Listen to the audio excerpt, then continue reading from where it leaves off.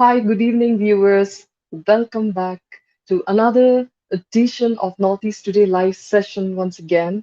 And today we have a very interesting guest for you. And it is none other than Natalie Di Luccio. Yes, you heard it right. And so, what are we waiting for? Let's get started.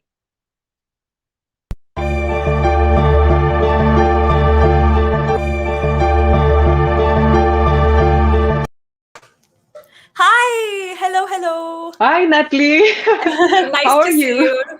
Very good. How Yeah, are you? exactly. It's lovely I'm to be good, here. Natalie. Yeah, I've been seeing you in your YouTube channels and then like researching you and your photos. And I must confess, you look way younger than your pictures. Oh my God, really? Okay, that makes me feel Yeah, good. yeah. I have Okay. this strange So, ability to look very different in every picture. I don't know. Since I was a child, we've always been teased. I mean, I've always been teased by everyone that every photo I look very different. So I don't know. yeah, I guess that's true. Maybe. Okay. Okay, Natalie. Before we go ahead with the questions for today, I wanted to show our viewers a small introduction video on you to get them introduced Oh, to you. So, okay. shall we go ahead? Yes, lovely.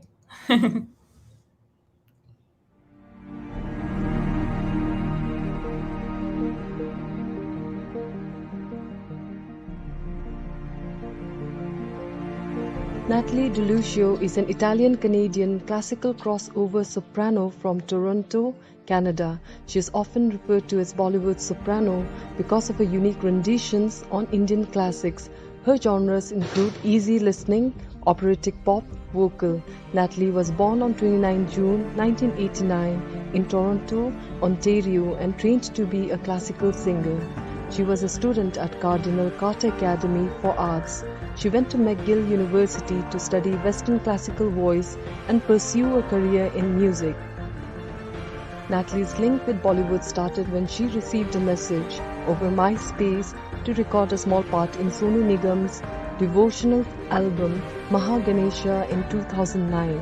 She later went on to record Michael Jackson tribute song with Sonu Nigam. Natalie shot to fame when she recorded and released on YouTube her version of a popular Bollywood song, Tu Jaane Na. This music video reached over 1 million views overnight. Her music videos on Bollywood film songs went viral and caught the attention of Grammy and Oscar award-winning composer A.R. Rahman. This was followed by joint collaborations and the song Aila. Natalie was later invited to perform with composer Amit Trivedi as well as on Coke Studio on MTV India. She started her professional career in Bollywood with notable playback singer Sonu Nigam and has been a singer for various feature film soundtracks, namely English Vinglish, Ladies vs. Ricky Bahl and Chennai Express.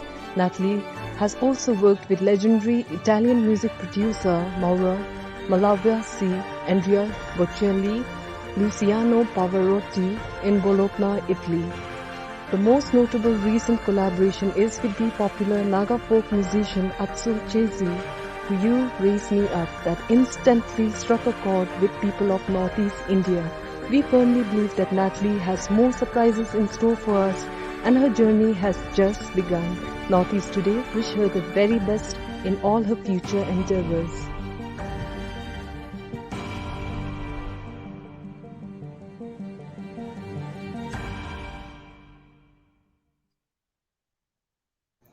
That was such a beautiful introduction. Thank you. You You're making liked me it? emotional.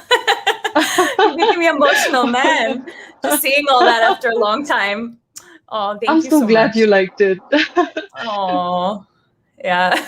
Well, well, Natalie, you've actually been making a lot of waves in other parts of India, but I think a lot of people in Northeast actually saw you and acknowledged your achievements after you collaborated with Chasie. So, Yes, how yes. did this collaboration happen? Okay, so it's quite a story. It's quite a journey. You know, even before I ever went to Northeast India, Hmm. I was drawn to it. I used to go on YouTube and watch a lot of videos, especially of the Hornbill Festival. I mean, I used to go and just watch tons of videos And I just found it so fascinating. And I knew I really wanted to go there.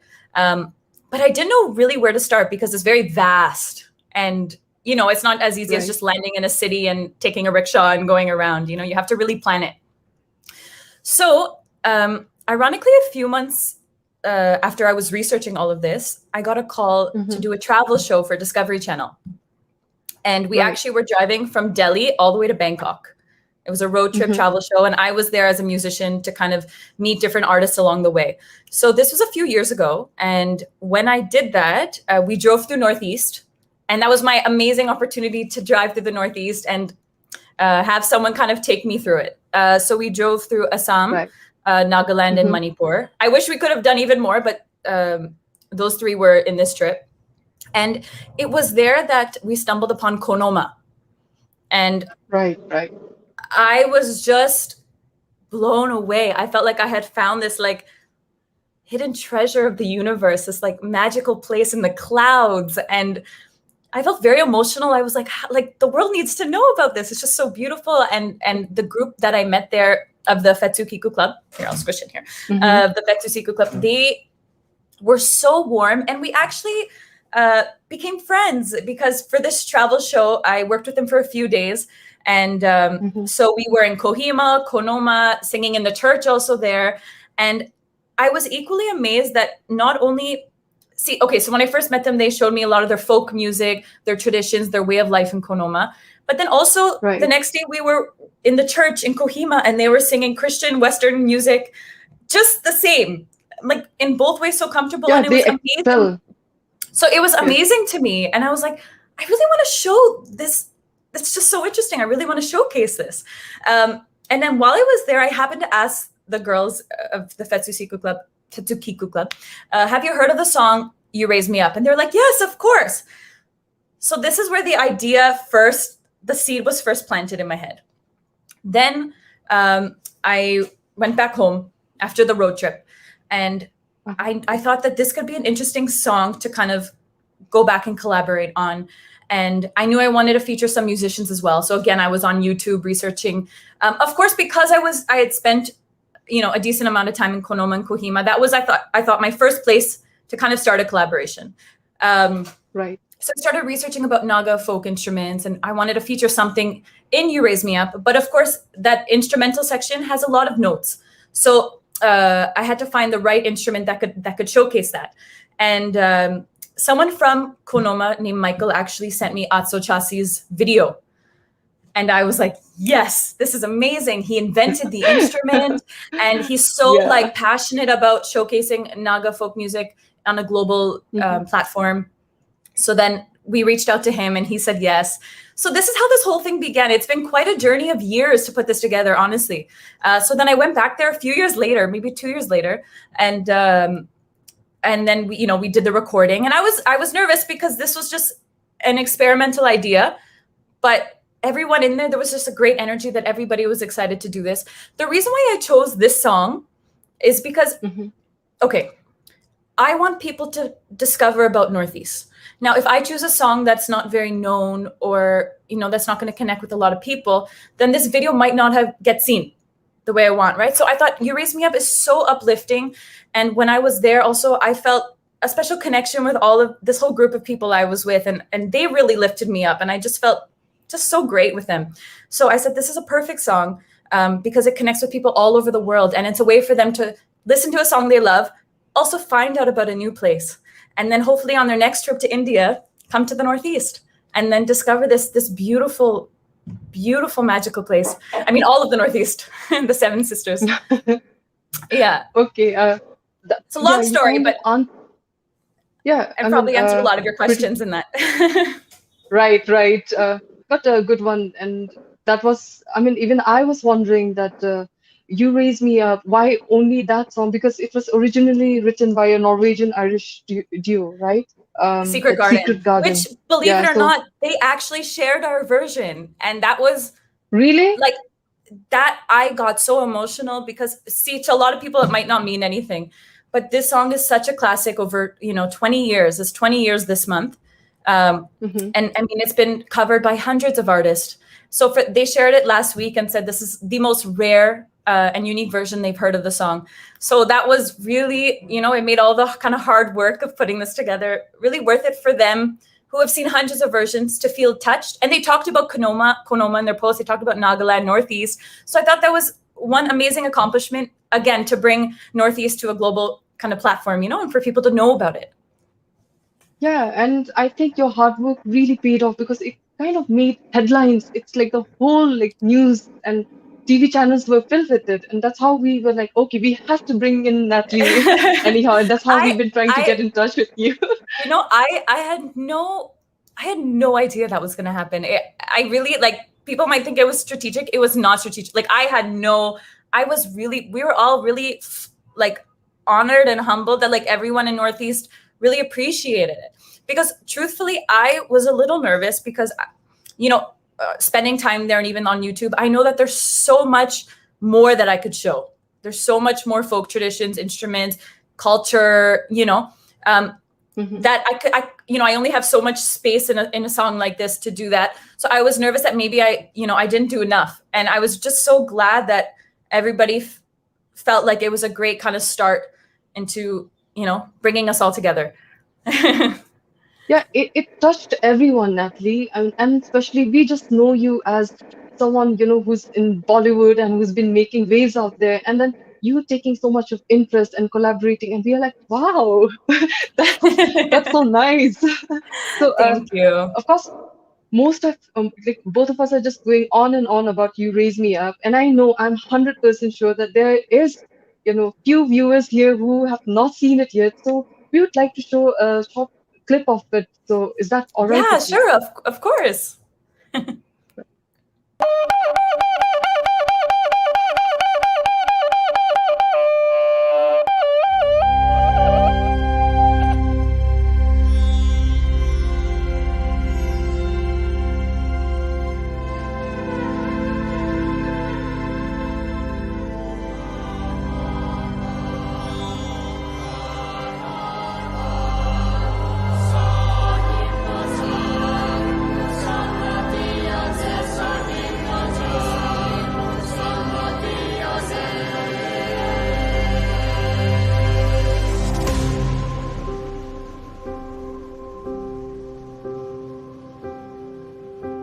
When I am down and oh my soul so weary, when troubles come and my heart burden be, then I am still and wait here in the silence until you come and sit a while with me. Wow, Natalie. I mean, I have seen this about You're bringing me back 10 there. times right now. How I would love to be there right now.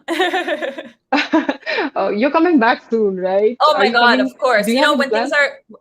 when things are safe again, I 100% will be there with my family. I just can't wait. I really feel like I want to also go to Shillong, Meghalaya, Arunachal. There's just so much. Sikkim, one of my closest friends is from Sikkim, and there's just so much of the Northeast I still need to see. This was just the beginning. So I'm really excited when things are okay to start traveling again. Oh, we would love it. And if you do visit, right now I'm based in Arunachal Pradesh, and so if you do visit, please do let me know. Oh my gosh, I will. I Right. will. It's high on my list. Can't wait. Yeah. Actually, I get a if lot you of have- messages from people from Arunachal, and they're all sending me even other folk music and things to look at there. And I've been spending a lot of time on YouTube just checking everything out, and there's just so much to discover. So should I should I take that as some future collaborations coming up? I hope so. Yeah. Yes, I really hope so. Is there any right now in the pipeline? I have some ideas. Truthfully, these things happen. It happens over a span of time of exploring, and they happen very organically. Because these kind of collaborations, I can't really force. They come through travel, through meeting, through ideas that happen. I do, though, have an idea right now, is a little something in between an Assamese song that I fell in love with a few years ago. I don't want to say too much yet, but maybe I'll do a little video of that in the meantime, because I've just been having so much love and support from the Northeast, and I think this would be a really nice little return gift. So Natalie, I mean, how do you manage? I checked out your videos. It's in Gujarati, and then what Tamil? Was it Tamil? One of Tamil, your videos. Telugu. Yeah. Gujarati, Telugu? Okay. How do you manage? Oh man, I mean, okay, so I studied opera growing up, and you know, I hardly ever sang in English because opera is normally Italian, French, German. So from when I was 4 years old, I've been studying diction, and I have a process with any song I would learn of how to, you know, learn the pronunciations. I used to have the dictionary with the pronunciations back before the internet and computers and Google. So I think that kind of initiated this whole thing of never being afraid of singing in other languages. And I mean, I don't think I'm perfect, but like, I think if anyone really puts their mind to it, of course they can. I mean, I'm not going to sound like like someone who it's their mother tongue, but I think language is a beautiful way to connect. And it's been an amazing kind of opportunity and experience for me to connect with a larger audience and connect with more people, you know? So yeah, language has never been a barrier for me. I think music is universal. Yeah, definitely. I've seen that. I mean, you do it so well. And so when I was looking through it, it's like, oh my God, how does she manage? Like, I'm from India, and it's like, it's hard. Even in Arunachal, we have. No, I am so pathetic. I mean, I hate to confess, but I'm so bad at it. I mean, I guess some people are better at some things, right? I don't know. I don't think I'm great with, but you just put the work in, I guess. And then I think also after you learn a few languages, it gets easier to kind of practice certain techniques. Yeah. Okay. So what is the one thing of indie artists of Northeast, according to you, that makes them exclusive from all others? Wow. I would think there's a few things. Interestingly, I think something I experienced in Northeast is, okay, I mean, I can't generalize, of course, but especially in Nagaland, what I felt, and mainly even in Konoma, that there was a lot of pride in preserving folk music and folk traditions, and even in the youth, where in today's modern days with the internet and everything just changing, I think a lot of traditions are lost throughout the world now. And over there, I found that I thought it was so beautiful that even in today's modern world, the youth are still so proud and of their traditions and preserving it and living it. So that's one thing for sure. Another thing is musically, I think Northeast also has a lot of unique tastes. Like, so rock music I've found to be quite popular over there versus the rest of India. I think Northeast has a really strong love for rock music, which is really, I think there's just a lot of Western influence, right? Like Christian music, English music, of course, even K-pop, I believe. I've been seeing a lot of friends there that were listening to K-pop, right? So like, I just feel like there's musically, it's extremely different.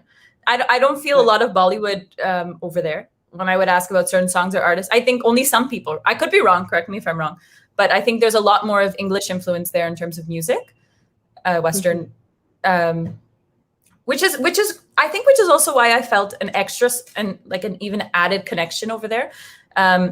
You know, being from the West, and when I went there, I felt musically like connected because, like I said, when I asked about You Raise Me Up, and everybody knew it, where maybe among some of my friends in other parts of India, I wouldn't be as known because of, I guess, the Christian influence in the Northeast and Western music in general. So I thought that was one last thing I'll say.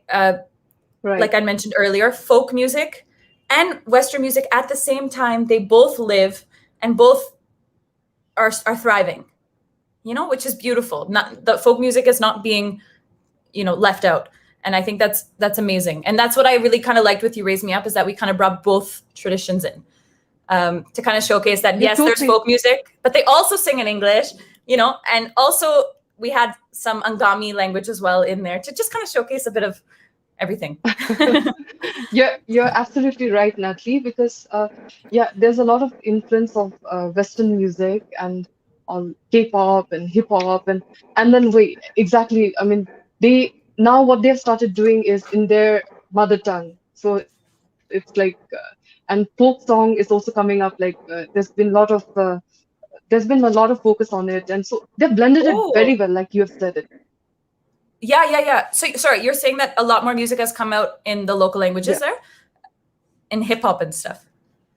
Yeah. So they have blended Western and folk music really, really well. With Oh, the, right. Yeah. I would love to see more also. If you can share with me, like this is exciting for me to watch. I would love to see more. Definitely. I follow a lot. I may not know international singers much, but I follow our local artisans and artists a lot. So yeah, I can share the links. Yes, please do. Please do. Right. So when you were in Nagaland and when you were like for you raised me up. So you must have spent some time there. Was it for a few months?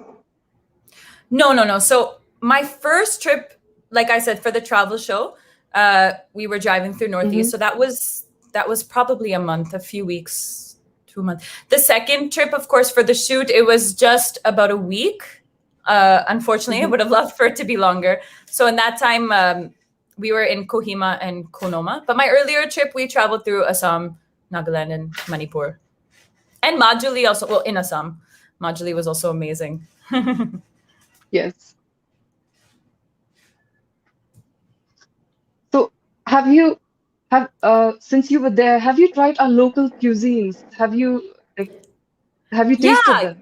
Yeah. So when I was in Konoma, we were staying at the local it's called the Dovi Inn, the local hotel right there. So everything was fresh every day. I don't really know. There wasn't like a menu where you were, ordering. They were just whatever was picked from the garden and we were getting fresh, and it was amazing. Although spicy, I have to say, a little spicy. I think I'm just terrible with spice. I'm building up to it though, better than before. But I remember they also have the bugjulak. How do I pronounce it? The bugjulak. Yes. I was going to ask you. Have you bugjulak? No. I die. I can't even handle a basic chili. No. But I also, when I was in like Majuli, also I had tried the bamboo shoot, the pork inside the bamboo shoot, that as well. That was amazing.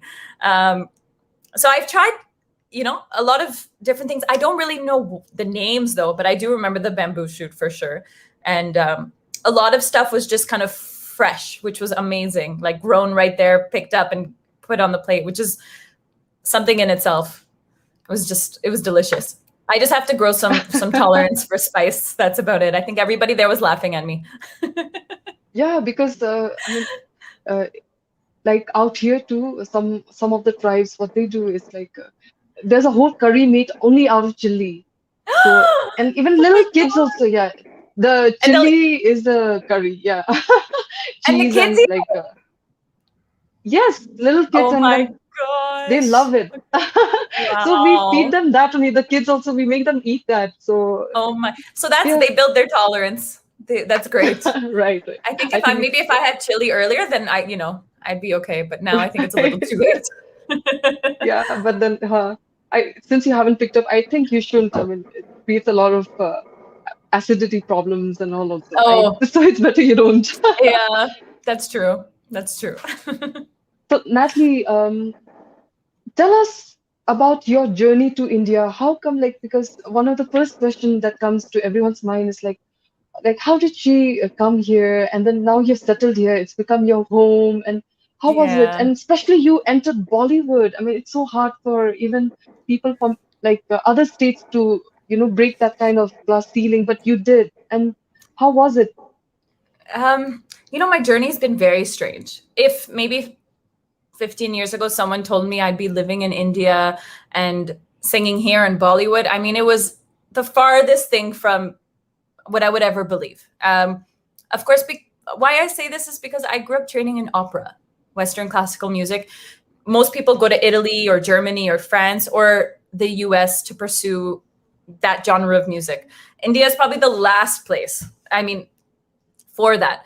And what happened was I received a message on MySpace, which you mentioned in the introduction, to come to India and collaborate on an album. And I almost didn't respond to the message because it was MySpace. This is way back in the day. I don't know if you even know MySpace.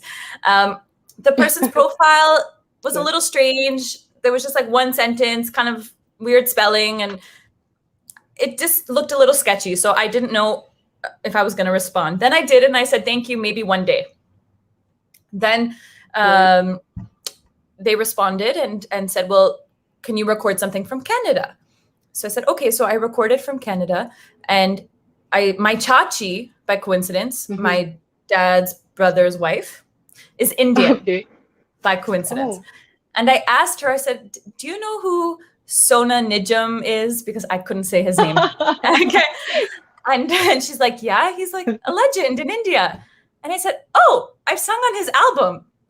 And as you can imagine, she's like, how from Toronto, like you as an operatic, like how have you sung on Sonu Nigam's album in India? Like it was far removed from my life. So then I realized, oh, this person on MySpace is legit. Like it's not just a random profile. So it wasn't Sonu Nigam who messaged me. It was someone from his team. Obviously, if it was Sonu, I would have figured it out.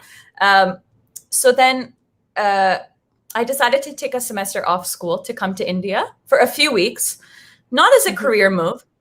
This was supposed to be before I go to Italy to pursue my career with my singing. And I came here for a few weeks just to explore this invitation. And we were supposed to record like a chakra album of chants. And I said, this is like a unique once in a lifetime experience. Let me come for a few weeks. We were in Mumbai and Pune.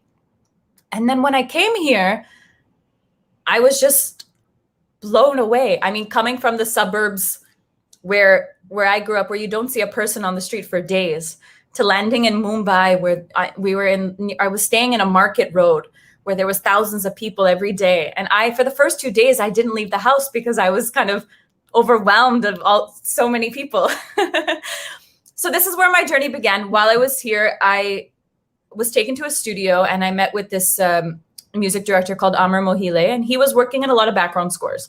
So and in the background scores in films, you tend to actually hear operatic vocals, especially for scary scenes or intense scenes. So he had me recording on some films. And then I was like, wow, this is so cool. Like I can work here doing background scores, singing opera. And I just really fell in love with the kind of buzz of the city. It was very different than anything I knew, but I feel like people either love or hate it. And for me, I loved it. I think it was just so drastically different than what I was used to that I was thriving, and I was 19 years old. So everything was just exciting. So I went back to Canada, and I really missed whatever time I had spent in India. And while I was there, I had heard this song, Tu Jaane Na. Right. And I was going through like a little bit of a heartbreak at the time, like young teenage heartbreak.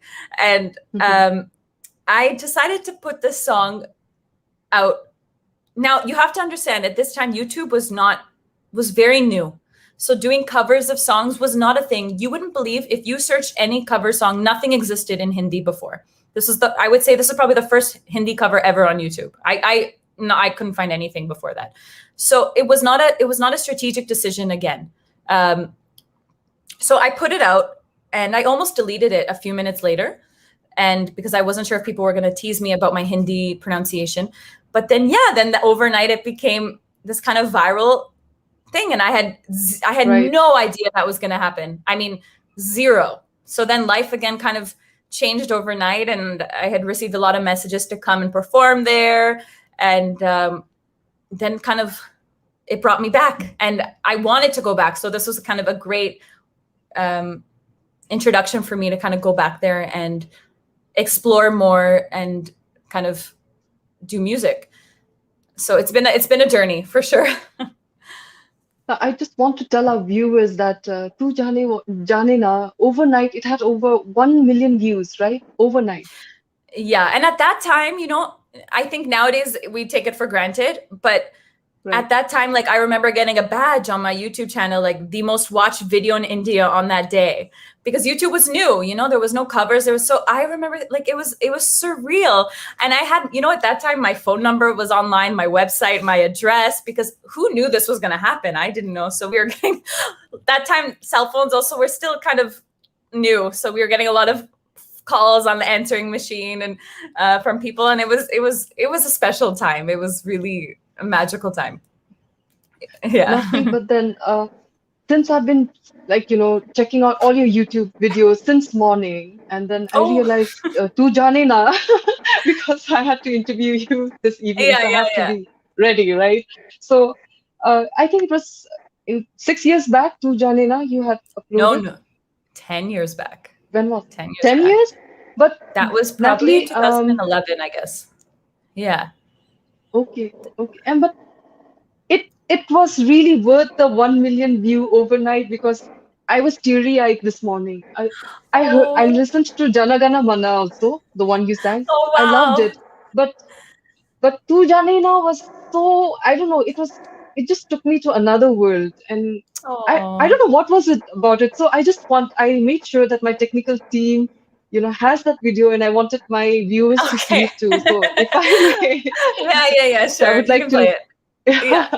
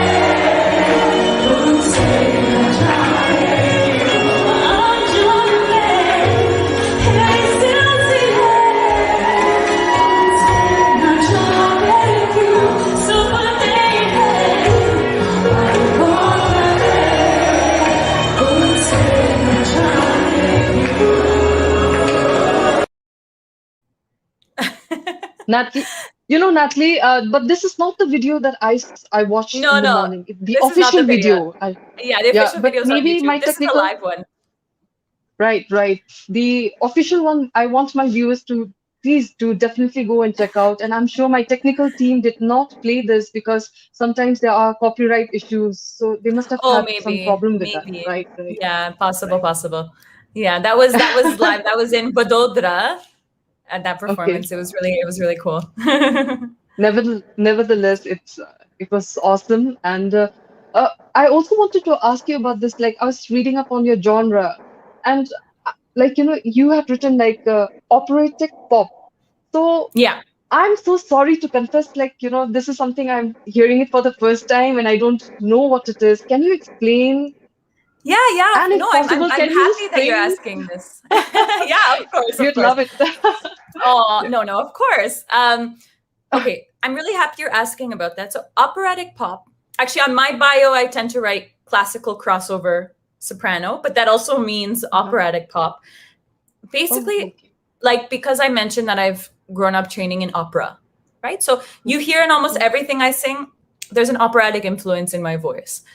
But I've always wanted to sing mainstream music that I can connect with. When I say mainstream, I mean music that can connect with everyone, because I know opera can be very niche. Music that can connect with everyone in my style. So classical crossover means crossing over from classical into popular, right? So that is me. I've gone through years of trying to just be pop, just be this, but it's not who I am. I mean, I am an operatic pop singer, classical crossover singer. And even in You Raise Me Up, I mean, if you hear it, there is that operatic influence in almost everything I sing. So that's what operatic pop or classical crossover soprano means. Soprano obviously is my voice type. So you wanted me to sing, you were saying? Yes. Oh, that would be so awesome. And our viewers would love that very, very much. Okay, so I can sing a little bit of You Raise Me Up. I don't have my piano here for the key, but I'll just think of something. One sec. Right.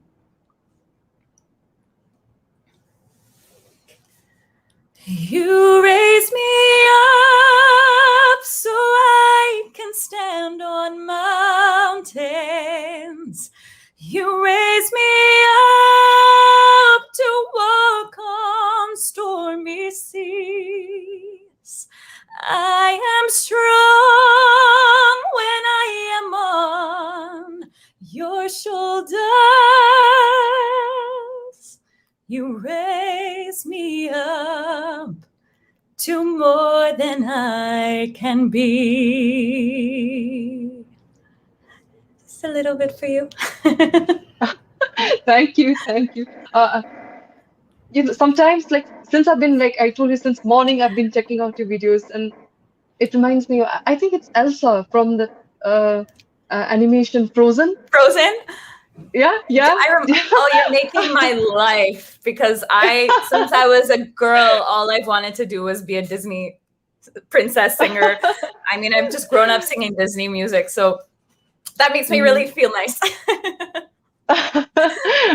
Yeah, because every time, like, I don't know, that she flashes into my mind every time, like, I was checking out your videos, and you have such an awesome voice. And Thank you. what do I say? I mean, anything I say, it's gonna be like, it's gonna fall short.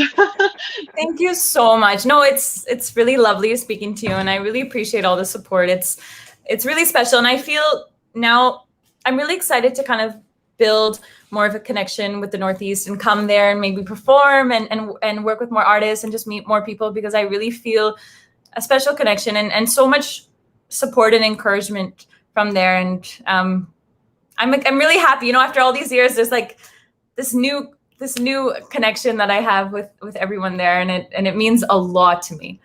And I just want to say thank you to everyone who's been so warm and sending so many encouraging messages and kind of making all this process worth it.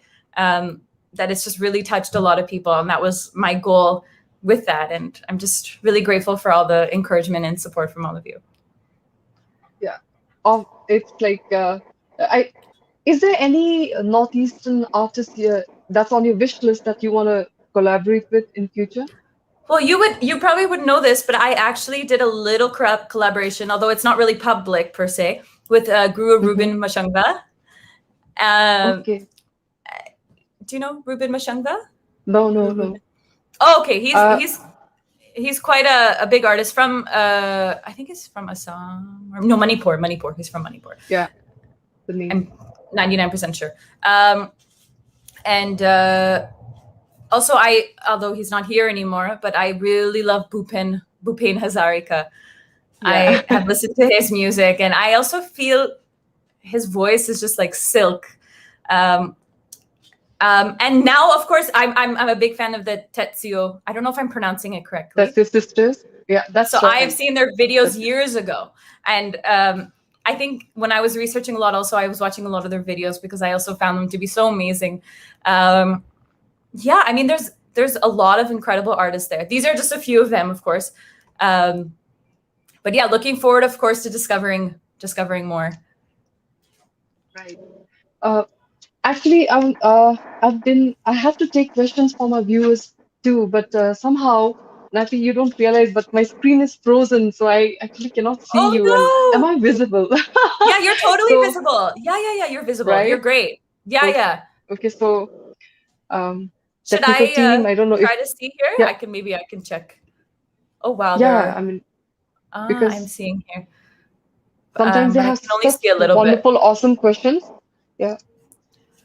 I'm not really able to see many, but maybe if there are questions, maybe at another time I can answer them to you guys. If in case someone from the technical team can show me. Okay. Is there 2-3? I mean, can you see, or is it not visible to you? Only a few of them are visible. Yeah. Okay. But I hope that we were able to kind of answer quite a bit in this interview. Yeah, and maybe we'll do a second round if there's some questions that people have after. Oh, that would be so awesome. And okay, I would like to go ahead with few names of musicians and singers. And is there like, can you share some interesting facts about them? And these are Okay. people who you have worked with earlier. A.R. Oh, Rahman. okay. Oh, A.R. Rahman. Humble. I mean, when you're in the studio with him, he's just such a humble, normal person. I mean, even though he has this aura, of course, and a genius. Like so many ideas with him kind of happen when you're in the room, and he gets these. They just kind of come from the universe. Boop, boop, boop, do this, do that. It's just, and truthfully, in all of India, whoever I've worked with, Mr. A.R. Rahman has always been the one who's kind of really showcased me the right way, or kind of knew always how to use my voice, because he loves opera and Western classical music as well, and kind of knows how to use my voice in his tracks to kind of experiment. So it's always really exciting working with him. Yeah. Right. And Sonu Nigam or Nijam. Sonu Nigam. So, yeah. Sonu Nigam. Oh my God. If I would say the first thing that comes to me with him is he is the powerhouse performer I have never seen someone perform like Sonu Nigam. I toured with him last year. We did in UK. And you have to understand how special that was, because my first thing I ever did in India was with him probably 11 years ago when I was in Canada. And after that many years, I toured with him in UK and sung Hindi. And it was kind of a crazy thing from my journey to kind of, be doing that. So Sonu Nigam is just really inspiring because he works so hard. Even though he's done thousands and thousands of shows, every show is like his first. He cares. He puts so much into it, and he'll give the audience hours and hours of performance. And he just is really grateful for his position that he's in and his fame, and he doesn't take it for granted. And he works really hard. So I think that's really inspiring. Yeah, one thing I've seen, those people who have really made it to the top, they are like really humble. It's those people who haven't made it, in between. So they have lots of airs and attitudes. Right? It tends to be with some, especially. Yeah, it tends to be the people who are right at the top. You never know. Yeah. And the next I remember once. Oh yeah, sorry, forget that. Right. Yeah. Please go ahead. No, never mind. We'd love to know. No. I was saying, I don't know if you've heard of the director Mani Ratnam. He's a legendary, right? Southern director. Right. So when I was working with Mr. A.R. Rahman in Chennai, and I was sitting just outside the studio there, and next to me was Mani Ratnam, and I had no idea because he was so humble, just like in regular clothes, just sitting there, like nothing about him would that this is Mani Ratnam, just like so down to earth and nothing fancy, and just basically, like you said, it's the biggest ones they're the most humble, the biggest stars. Right. Yeah. And in my shows also, like we've been calling all the big successful great ones, including you. And then I've seen all of you. I mean, there's been none you all have been so accessible, so comfortable to talk with, and it's such an amazing experience for me too. I mean, this whole experience of taking interviews, it's been so awesome. I mean, something to I'm so glad you feel that way. I'm really, really, really glad. No, this is such a lovely interview for me too. I'm grateful that we were able to talk, and I was able to kind of talk about my experience there as well. Yeah. Okay. I think I just got a message from my team, and then right.